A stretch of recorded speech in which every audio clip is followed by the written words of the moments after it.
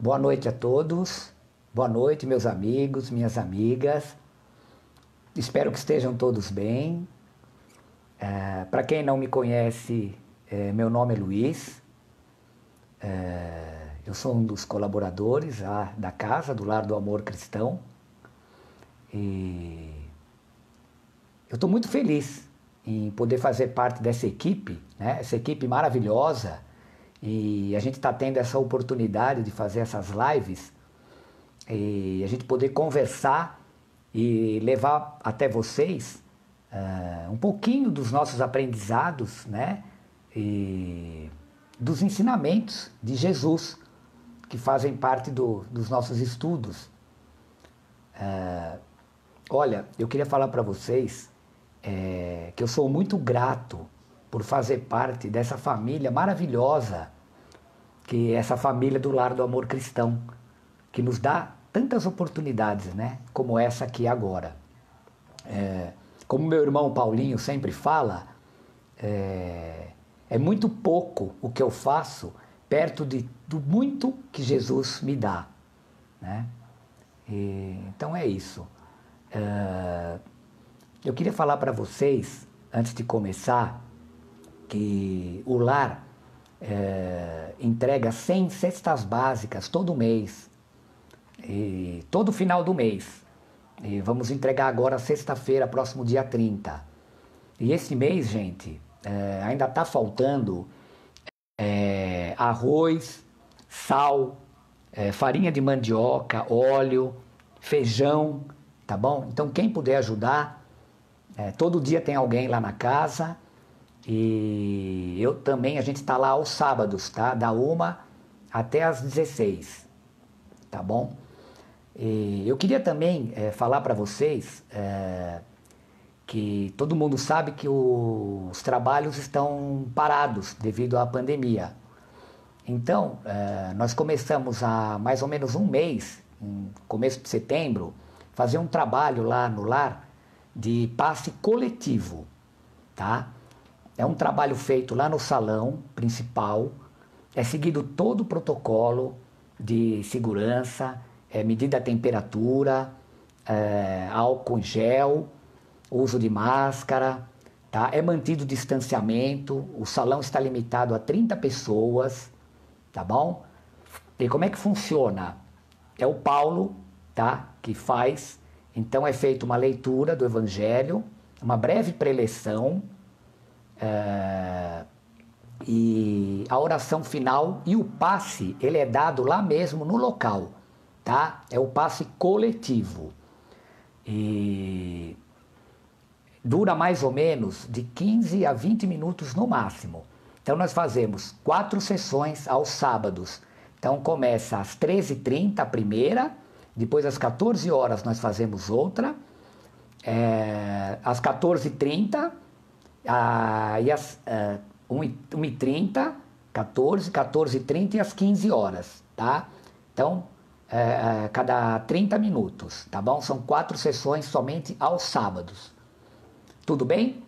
Bom, eu acho que já deu tempo, né? Para o pessoal estar entrando aí. Então, vamos dar início à nossa reunião da noite. E eu convidaria a todos a gente fazer a prece de abertura. Então vamos fechando os nossos olhos e vamos abrindo os nossos corações, mentalizando a figura de Jesus, o nosso Mestre, e vamos agradecendo a Ele por nos proporcionar esta maravilhosa oportunidade.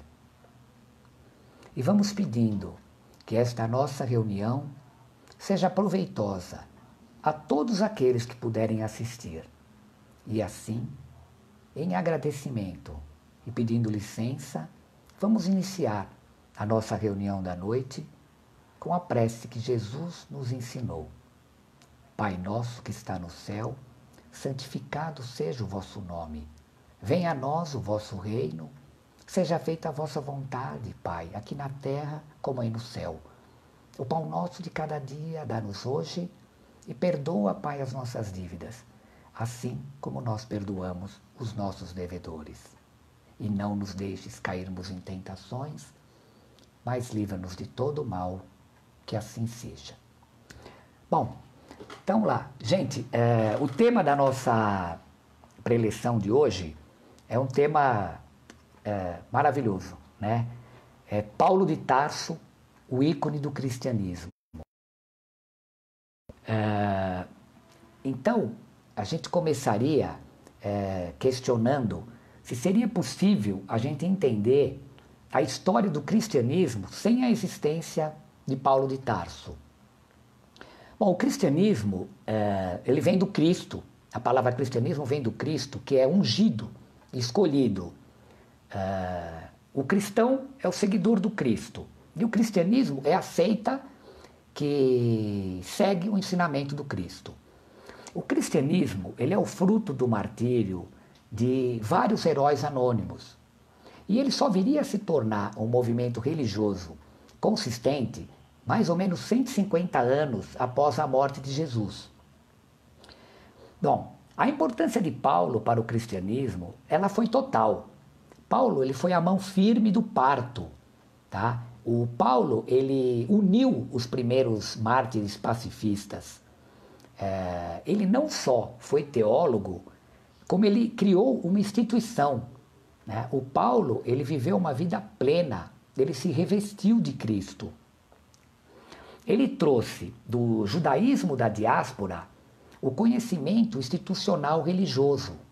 Então, na linguagem de hoje, o Paulo, ele criou uma startup de sucesso, né? E a gente poderia dizer que ele foi um grande executivo do cristianismo. O Paulo, ele foi a voz mais influente depois de Jesus. Se tornou a voz mais influente depois de Jesus. A sua importância na igreja primitiva ela é tão grande que os estudiosos atribuem a ele o título de pai do cristianismo. Os especialistas em cristianismo e judaísmo antigo, eles concordam que o cristianismo, tal como existe hoje, sem Paulo, ele não teria passado de uma seita judaica. Bem, aí você perguntaria, Luiz, e os apóstolos, né, os discípulos de Jesus? A gente tem que entender que os discípulos de Jesus, eles eram homens simples, pescadores, a maioria deles não sabia nem ler nem escrever. E outra coisa, eles pregaram o evangelho na região da Palestina, nos arredores de Jerusalém. E essa região, ela viria a ser devastada pelos romanos entre 66 e 70, né, depois de Cristo. Então, provavelmente, nesse período, o evangelho de Jesus teria se perdido. Tá? Uma outra coisa interessante da gente falar é o termo apóstolo. Muitas pessoas se confundem achando que Paulo foi um dos apóstolos, um dos discípulos de Jesus. Ele não foi. Tá? Na verdade, não há evidências históricas que Paulo tenha conhecido Jesus. O termo apóstolo, ele é usado no sentido de evangelizador, porque apóstolo do grego quer dizer escolhido para ensinar. Tá? Bom, para a gente entender a história do Paulo, o que se sabe sobre a sua vida, né? Ele está no livro do Evangelho do Novo Testamento, o livro Atos dos Apóstolos, escrito pelo evangelista Lucas, que foi também um dos seus maiores discípulos. E também nas suas cartas, né, nas suas epístolas, que as suas cartas formam a base da estrutura da igreja. Então, gente, os textos bíblicos, eles são as únicas fontes disponíveis para a gente poder reconstruir a sua história. Então, portanto, a gente acreditar ou não é uma questão de fé. Tá? Bom, então vamos conhecer um pouquinho, né, da vida do Paulo, um pouquinho da sua biografia. Bom, ele nasceu por volta do ano 5 depois de Cristo. O seu nome de batismo, né, o seu nome era Saulo, que em hebraico é Saul, que quer dizer aquele que se pediu ou que se orou. Também é o nome bíblico do rei Saul, o rei dos judeus. Ele nasceu na cidade de Tarso, capital da Cilícia, uma província romana, na Ásia Menor, onde hoje fica localizada a Turquia. Uma grande cidade com mais de 200 mil habitantes, o que para aquela época de Jesus era muita gente. Tarso era um grande polo comercial e cultural. Por lá passava uma estrada que ligava a Ásia à Europa. Também possuía um porto. A região da Cilícia, eles eram grandes exportadores de lã de cabra. A lã de cabra era usada para a fabricação de tendas, que aliás era a profissão do Paulo. Bom, então, como eu disse para vocês, era uma cidade um grande polo, muita cultura, possuía escolas gregas, e abrigava povos de várias regiões.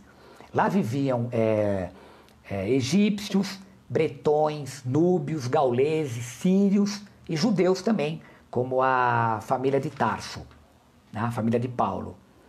Bom, ele foi educado nas escolas de cultura grega, estudou na sinagoga e aos 15 anos ele teria se mudado para Jerusalém.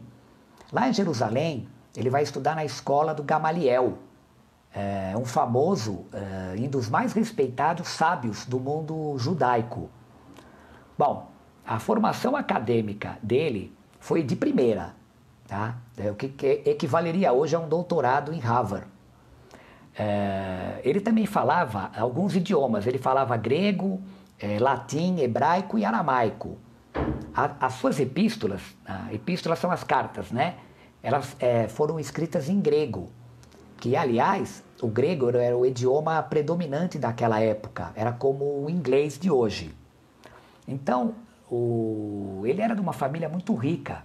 O seu pai era fabricante de tendas e ele trabalhava junto com o pai, tinha a profissão de tecelão.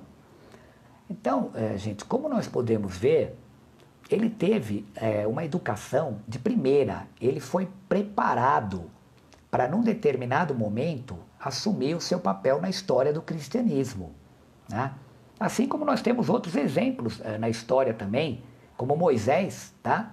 Moisés também nasceu filho de escravos, para não ser morto foi colocado lá no rio Nilo, encontrado pela princesa, criado no palácio, educado pelos egípcios, né? Moisés conhecia até astronomia, para depois, lá na frente, ele poder conduzir o povo hebreu por 40 anos no deserto, né? Então, Paulo é um exemplo disso, né? Paulo foi preparado, ele teve uma base forte. Bom, ele possuía a cidadania romana, que ele herdou do seu pai. Possuir cidadania romana era uma coisa muito difícil naquela época. Só alguns muito ricos para poder comprar, ou então alguma família muito importante por ter prestado algum serviço de muita relevância aos romanos. E possuir cidadania romana dava alguns privilégios. Por exemplo, ser julgado perante a César no caso de alguma acusação. Também dava imunidade de açoites em caso de condenação. E também não podia ser crucificado, né? Que era a pena de morte imposta pelos romanos na época. Bom, e o nome Paulo, né? Como surgiu o nome Paulo? Paulo é do latim, Paulus, que quer dizer baixo, curto. Aliás, os historiadores dizem que ele era mesmo uma pessoa pequena, inclusive calvo. Há uma teoria apontada pelo Vaticano que era um costume da época os judeus romanizados usarem um sobrenome romano, né? Mas a verdade é que o mais provável, né, é que tenha sido um desejo dele mesmo de se distanciar de Saul, que perseguiu Davi. O nome Paulo ele vai aparecer pela primeira vez no livro Atos dos Apóstolos, na sua primeira viagem missionária. Então, como nós podemos ver, essa mudança de nome, ela vem justamente para separar as duas vidas distintas, né? O Saulo, o fariseu, né? O perseguidor, o inquisitor, para o Paulo, o apóstolo de Cristo. Né? Bom, após alguns anos estudando lá em Jerusalém, nas escolas lá do Gamaliel, ele se forma e ele se torna rabino da seita ortodoxa judaica. Ele possuía uma inteligência acima da média, ele foi um dos melhores alunos e ele era muito querido por Gamaliel. Após formado, ele volta para sua cidade natal, Tarso, e lá ele vai permanecer fazendo os trabalhos na sinagoga e trabalhando junto com seu pai na fabricação de tendas, que aliás era um costume da época. Tá? Bom, ele vai permanecer um tempo lá, até que após a morte e ressurreição de Jesus, ele retorna para Jerusalém. Nesse período, estava havendo uma grande agitação em Jerusalém, nas sinagogas, sobre uma disputa se Jesus era ou não o Messias. Jesus havia ressuscitado e os boatos que Jesus estava aparecendo em alguns lugares, eles cresceram. Então os judeus começaram a se dividir. Então nesse momento Paulo vai para Jerusalém, assume o seu papel de rabino lá na sinagoga, então aí começa a sua perseguição contra os seguidores de Jesus. Tá? Paulo, ele não era uma pessoa ruim, pelo contrário, ele era até muito honesto, mas ele era fiel aos seus princípios. Então, como profundo conhecedor da lei, ele, na cabeça dele, se Jesus foi preso, julgado e condenado por infringir a lei, então os seguidores de Jesus agiam contra a lei. Então assim ele fazia que a lei fosse cumprida. Tá? E nesse período ele foi muito cruel. Eles invadiam as casas e arrancavam as pessoas à força e as levavam presas. Bom, o primeiro fato marcante da sua vida, ele está relacionado à morte de Estevão. Um jovem chamado Gesiel, ele teve sua família perseguida e destruída pelas leis corruptas dos fariseus. E ele foge e muda de nome, passa a se chamar Estevão. O Saulo, né, ainda é Saulo, havia ficado noivo de Abigail. E ele a convida para uma cerimônia no Sinédrio, onde ele está sendo condecorado pelos seus atos de bravura. E nessa cerimônia vai haver o julgamento de alguns cristãos prisioneiros. Tá? E um deles é Estevão, que é julgado e condenado à morte. Então Estevão é apedrejado. Abigail, a sua noiva, reconhece Estevão como seu irmão, que havia desaparecido. Então ela abandona, ela fica revoltada com ele e o abandona. Algum tempo depois ela se converte ao cristianismo e pouco tempo ela sofre de uma enfermidade e morre. O Saulo, ele se revolta, tá? Ele, com a perda da sua noiva, que ele amava muito, ele transfere toda a sua mágoa a Jesus e seus seguidores. Ele culpa, né, pela sua infelicidade de ele ter perdido a noiva e ter seus sonhos de matrimônio sido destruídos. Revolta ainda mais e passa a perseguir mais ainda os seguidores de Jesus. Então ele elabora um plano principalmente voltado a Ananias. Aliás, Ananias foi responsável pela conversão de Abigail. E muitos dos seguidores de Jesus, nesse período, com essa perseguição, haviam fugido de Jerusalém. Então, o Saulo solicita ao Sinédrio. O Sinédrio é uma espécie de suprema corte dos fariseus, dos judeus. Ele solicita ao Sinédrio cartas de autorização que dê a ele poderes para ele ir a outras cidades, né, e prender e julgar quem ele achar necessário. Tá? Então, assim, munido dessas cartas de autorização, ele se prepara para ir atrás de Ananias na cidade de Damasco. Bom, aí nessa viagem a Damasco é que vai acontecer o fato, né? O fato marcante da sua vida, o seu encontro com Jesus. Ele tinha aproximadamente, ele já devia ter por perto de 30 anos, tá? A viagem de Jerusalém a Damasco é uma distância de mais ou menos 240 quilômetros. E era uma viagem difícil naquela época.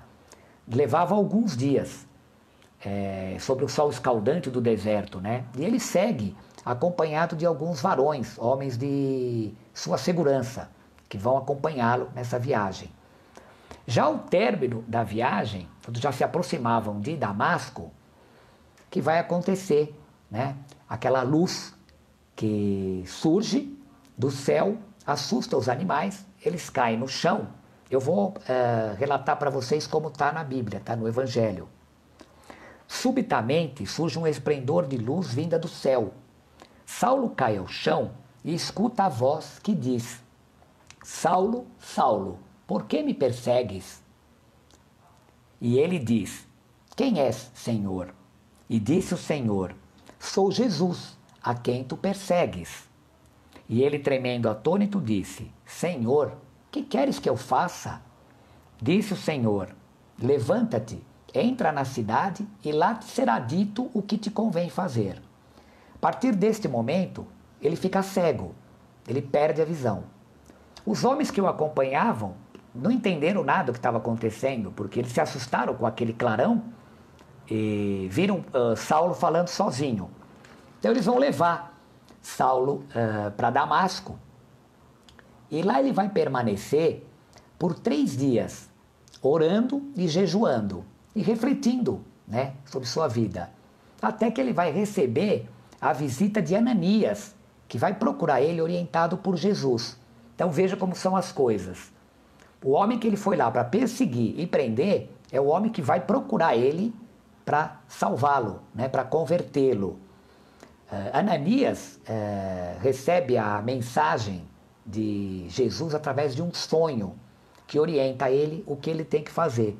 Então Ananias procura Saulo, né, e ao aproximar-se dele, ele lhe impõe as mãos sobre a cabeça e disse: Saulo, meu irmão, o Senhor me enviou, Jesus, o mesmo que te apareceu no caminho. É para que recuperes a vista e fiques repleto do Espírito Santo. E caíram escamas dos seus olhos, e ele recuperou a visão e recebeu o batismo. Então, a partir deste momento, Paulo passa a ser o apóstolo de Cristo. Essa conversão ela foi instantânea, tá? Imediatamente ele já começa a proclamar nas sinagogas Jesus como Filho de Deus. Bom, só que essa mudança ela não foi nada fácil, né? A princípio, ele vai se ver pelos seus amigos. Ele vai sofrer a desconfiança dos seguidores de Jesus. Ao mesmo tempo, ele ainda tem que lutar com a sua própria consciência, né? Mas é importante a gente ressaltar os bálsamos e o amparo fraternal que ele recebeu neste momento, tá? Bom, não há informações precisas sobre os primeiros anos da sua conversão. De Damasco, ele teria ido para o deserto, para a região da Arábia. E lá ele vai permanecer por cerca de 2 anos. Ele vai conhecer alguns judeus convertidos, inclusive parece que um deles é um irmão de Gamaliel. E após um período de mais ou menos 2 anos, ele retorna para Damasco. Quando ele chega em Damasco, ele causa uma grande agitação e o rei Aretas manda prendê-lo, manda que ele fosse preso e manda que fechem os portões da cidade para que ninguém saia. Bom, ele foge ajudado pelos cristãos. Ele é colocado dentro de um cesto, amarrado numa corda, eles fazem como uma espécie de um elevador e descem ele pela muralha. E assim ele foge de Damasco. Aí ele vai para Jerusalém procurar os discípulos de Jesus. Bom, ao chegar em Jerusalém, os discípulos, o pessoal vivia escondido, né? Porque eles tinham medo dos judeus. Os discípulos fogem, se escondem, sabendo que ele está em Jerusalém. E aí, nesse momento, vai aparecer a figura de Barnabé.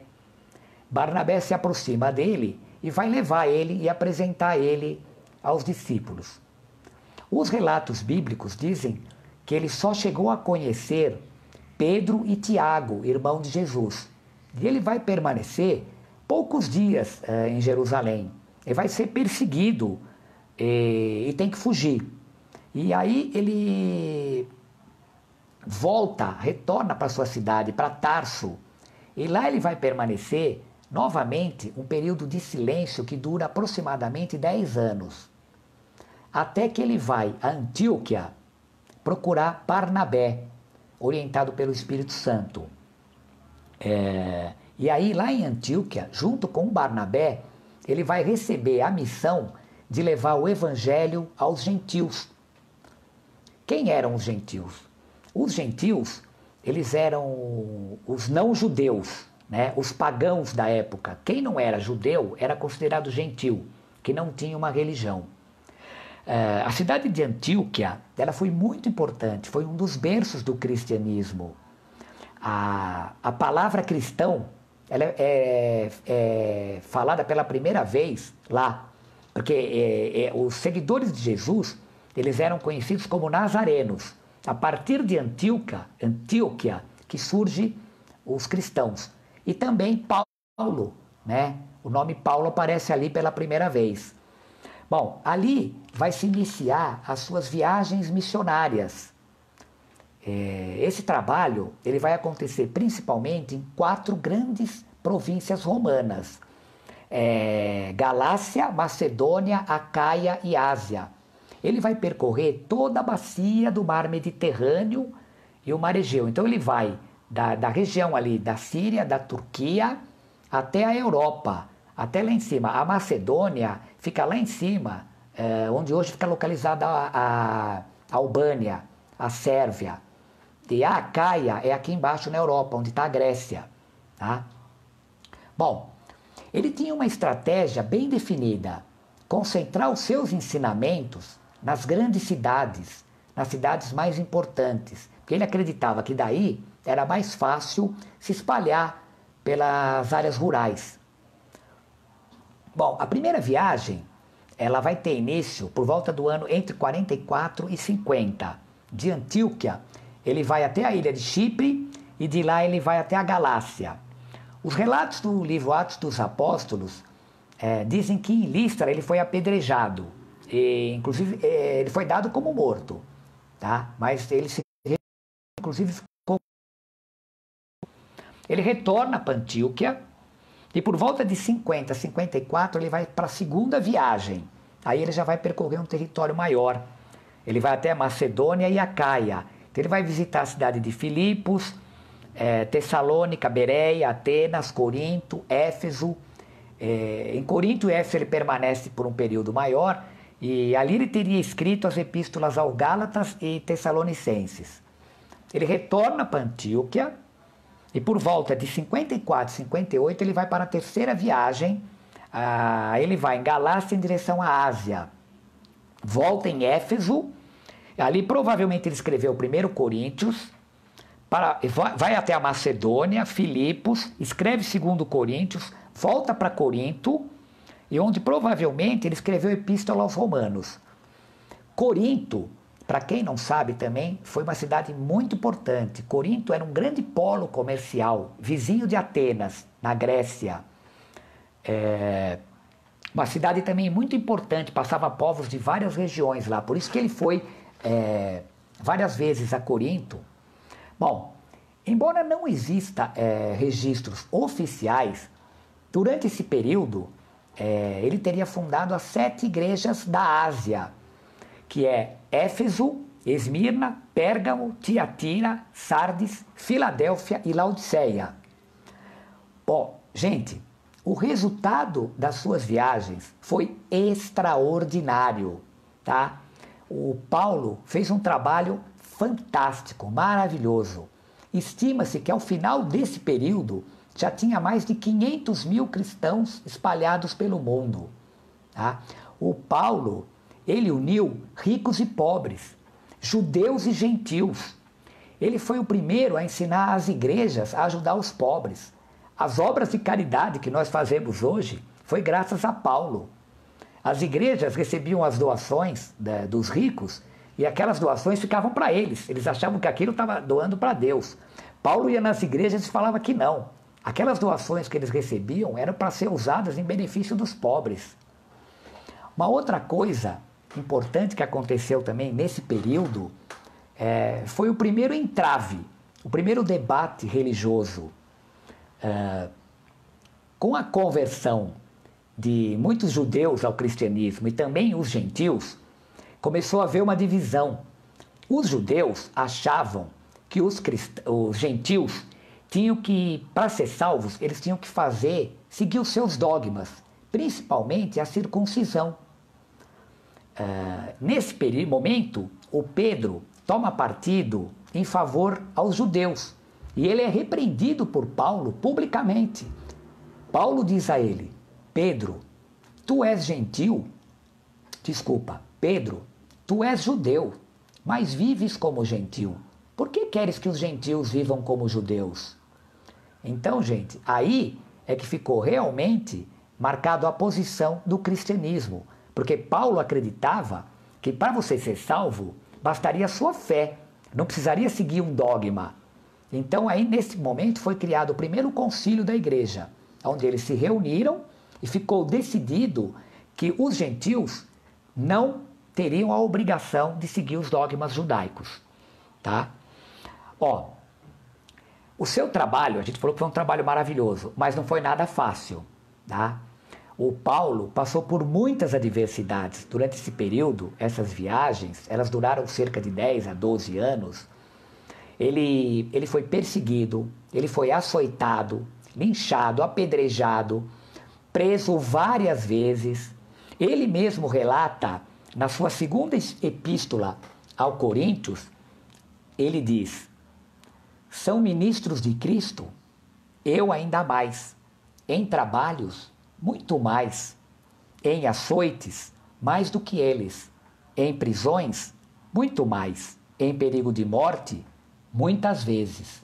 Então, a gente vê que ele mesmo relata, né, quanta dificuldade que ele passou. Bom, vamos seguir um pouquinho com a história dele. Após essa terceira viagem, ele vai voltar para Jerusalém. E lá em Jerusalém, ele vai ser preso. Para evitar que ele fosse linchado, ele é transferido para Cesareia. É uma cidade próxima de Jerusalém, mais ou menos 80 quilômetros de distância. E lá ele vai permanecer em Cesareia, preso por 2 anos. Até que com a troca do governador, o governador antigo era o Félix, foi substituído por Festo. O novo governador resolve abrir o seu caso. Tá? E então fala: olha, você não é problema meu. Vou entregar você para os judeus, eles que se virem. Bom, a gente já sabe o que ia acontecer, né? Se ele fosse entregue aos judeus, ele seria apedrejado e morto. Então aí ele vai fazer valer o seu direito de cidadão romano. Então ele pede ao governador que, como romano, ele teria direito de ser julgado por César. E assim foi feito. Então ele vai ser colocado num navio e vai ser enviado para Roma. Uma viagem também longa, tá? Como já se aproximava o inverno, era um período de muita turbulência no mar. E já passando da metade do caminho, o navio havia zarpado da ilha de Malta, eles vão sofrer uma terrível tempestade e o navio vai naufragar, batendo num banco de areia. Por um milagre, ninguém morre. Eles vão ser resgatados e vão parar na ilha de Malta. E lá ele vai permanecer por... Vai chegar em Roma na primavera do ano seguinte, por volta do ano 60. Aí ele vai ser julgado por César, e como ele não havia cometido crime nenhum contra Roma, ele recebe uma pena branda de 2 anos de prisão domiciliar.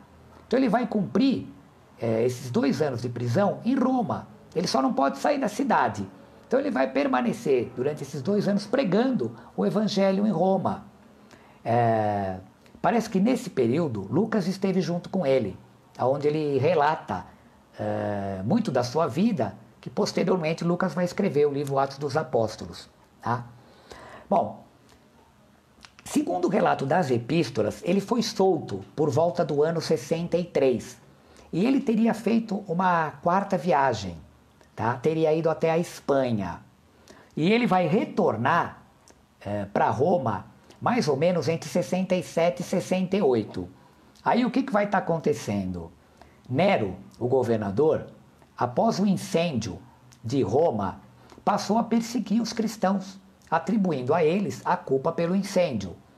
Então, ser cristão nesse período era considerado crime. Os cristãos eles eram queimados vivos, jogados na fogueira, crucificados, tá? E Paulo retorna para Roma, aí ele é preso, ele vai ser julgado pelo governador e ele é condenado à morte por ser líder cristão. Bom, ele vai ser levado para fora da cidade, na Via Óstia, e lá ele vai ser decapitado. Há uma lenda da igreja que diz que no momento da sua morte, uma senhora cega se aproxima dele e entrega a ele o seu véu. Ele segura o véu e devolve a ela. Ao ela colocar o véu no rosto, ela volta a enxergar. Assim termina a sua história, né? Ele, a exemplo de Jesus, ele permaneceu firme até o final. Ele não recuou.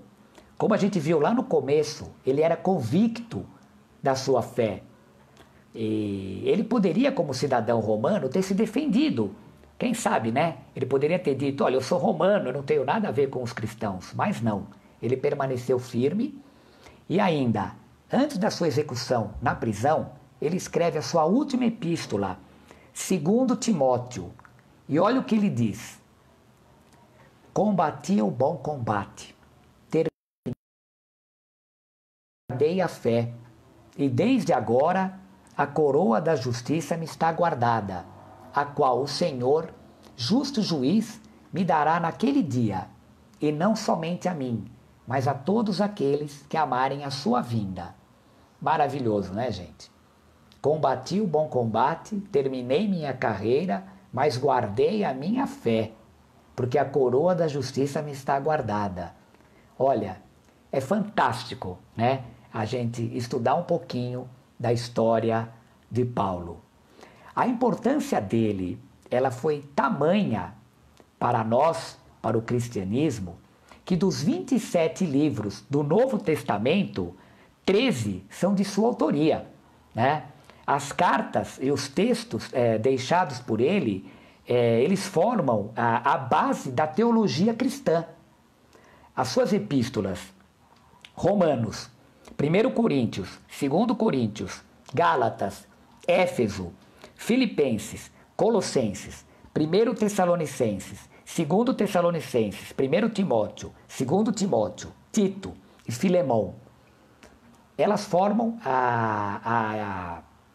como eu disse, são os fundamentos da formação teológica do cristianismo, tá?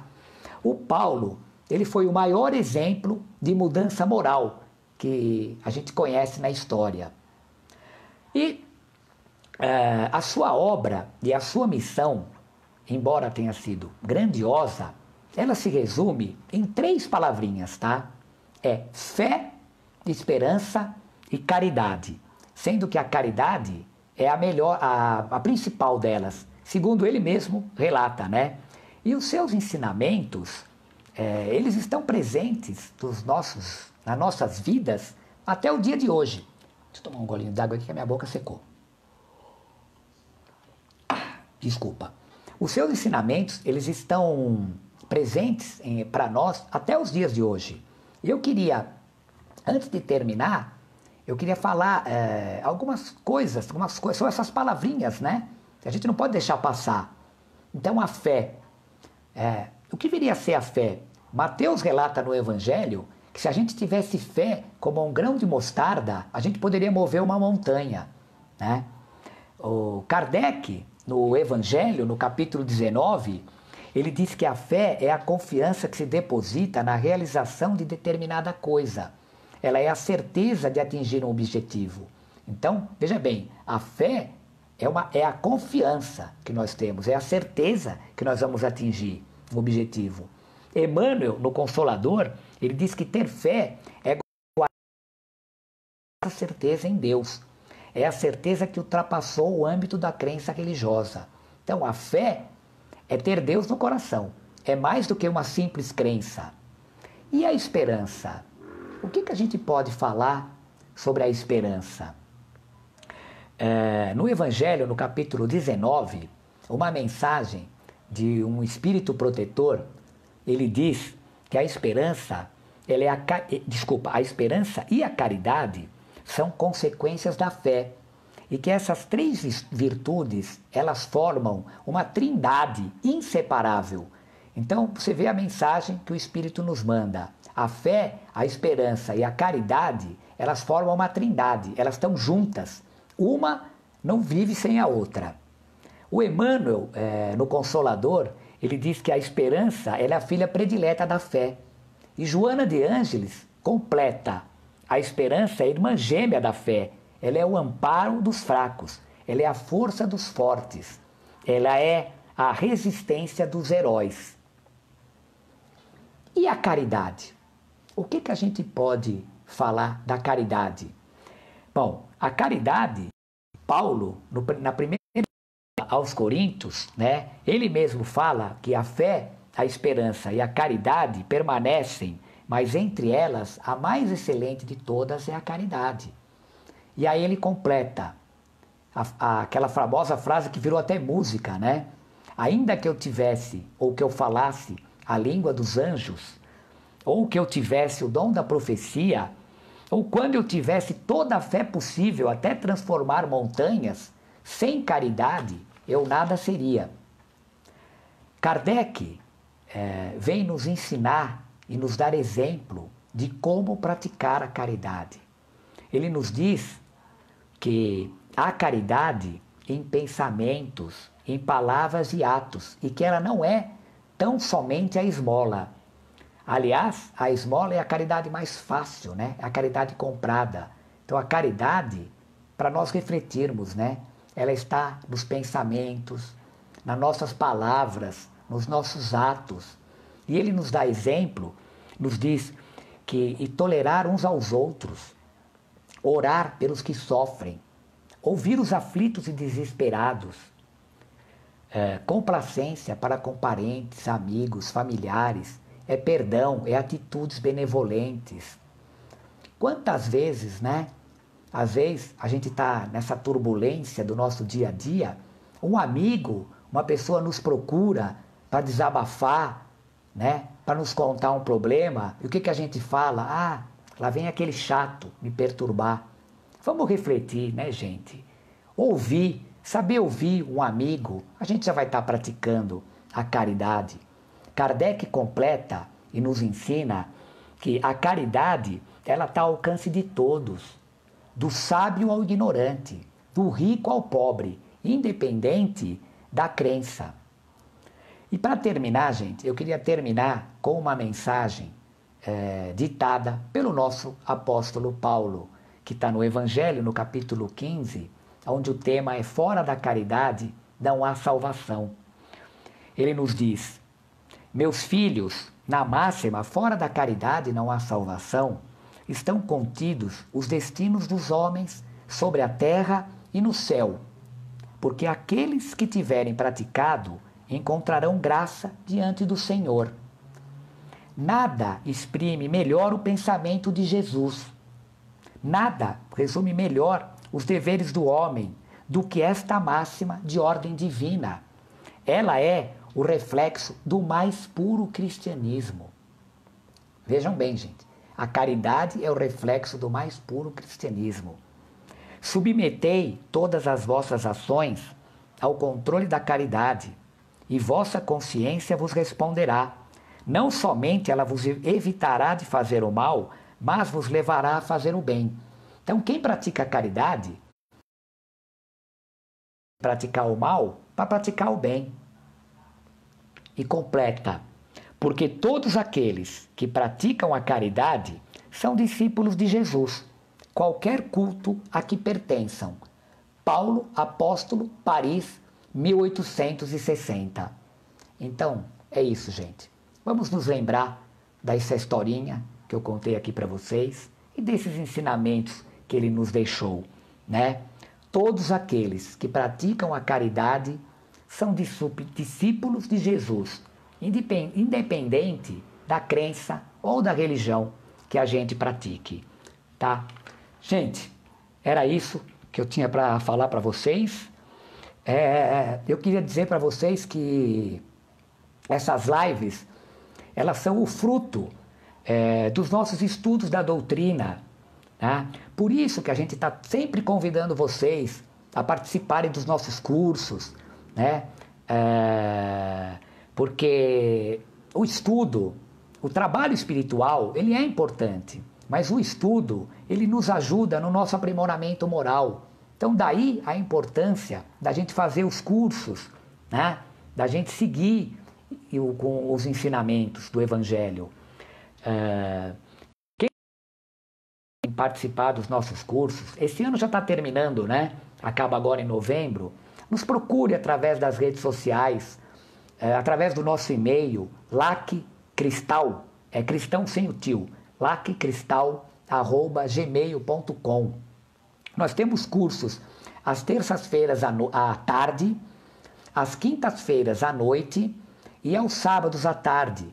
Inclusive, nós temos um trabalho voltado para as crianças, que é um trabalho de evangelização maravilhoso que a casa faz, tá? Então, você que tem seus filhos, seu neto, vai lá no lar, no sábado, aí você deixa a criança lá e você faz o curso também, tá bom? Gente, é isso aí que eu tinha para falar para vocês.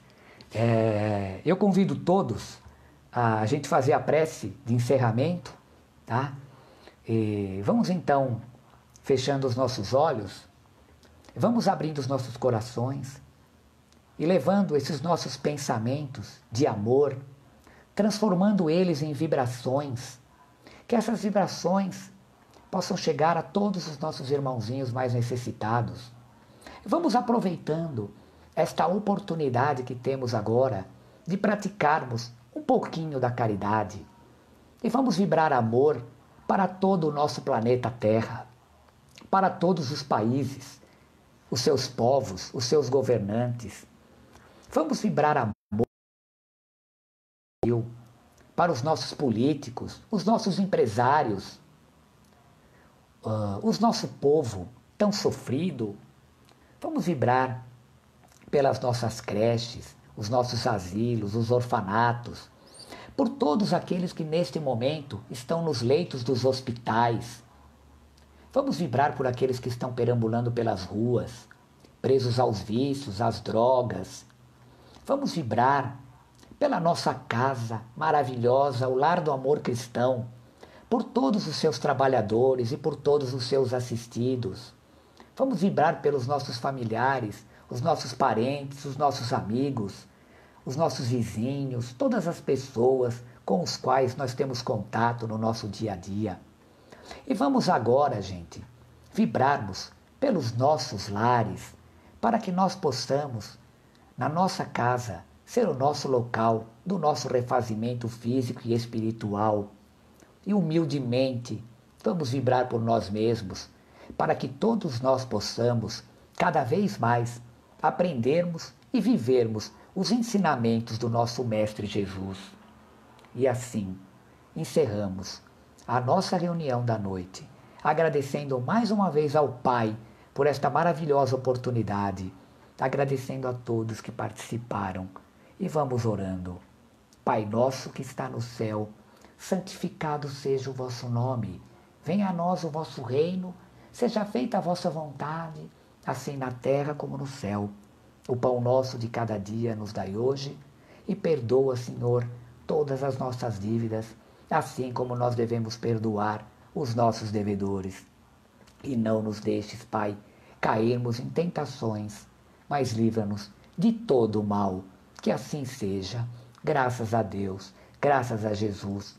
Muito obrigado a todos. Que tenham todos uma ótima semana, um ótimo fim de semana e que a paz de Jesus esteja conosco. Muito obrigado. Graças a Deus.